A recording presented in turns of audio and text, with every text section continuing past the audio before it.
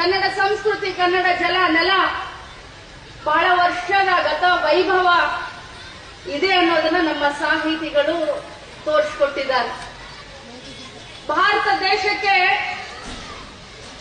8 ಜ್ಞಾನಪೀಠ ಪ್ರಶಸ್ತಿ ಸಿಕ್ಕರೆ ಕರ್ನಾಟಕ ರಾಜ್ಯಕ್ಕೆ ಬಹುಶಃ ಸರ್ಜುಕಾಚಾರ್ಯ ಸರ್ಗೆ ಗೊತ್ತಿರುವುದು ಎಷ್ಟು ಜ್ಞಾನಪೀಠ ಪ್ರಶಸ್ತಿ ಸಿಕ್ಕಿದೆ. 8ಕ್ಕೆ 8. ಎಷ್ಟು ಸಂತೋಷ, ಎಷ್ಟು ಹೆಮ್ಮೆ. ನಮ್ಮ ಸಾಹಿತ್ಯ, ನಮ್ಮ ಭಾಷೆ, ನಮ್ಮ ಕಲೆ, ನಮ್ಮ ಸಂಸ್ಕೃತಿ, ನಿಜವಾಗ್ಲೂ ನಾವೆಲ್ಲರೂ ಪುಣ್ಯವಂತರು. ನಾವು ಇಲ್ಲಿ ಹುಟ್ಟಿದ್ದೇವೆ. ಆದ್ರೆ ಒಂದು ಮಾತನ್ನ ಹೇಳಲಿಕ್ಕೆ ಬಯಸ್ತೇನೆ.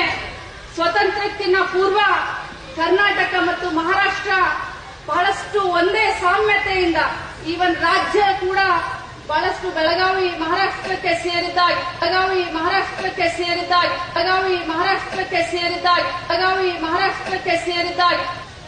ಬಹಳಷ್ಟು ಅನ್ಯೋನ್ಯತೆಯಿಂದ ನಾವೆಲ್ಲರೂ ಇದ್ವಿ.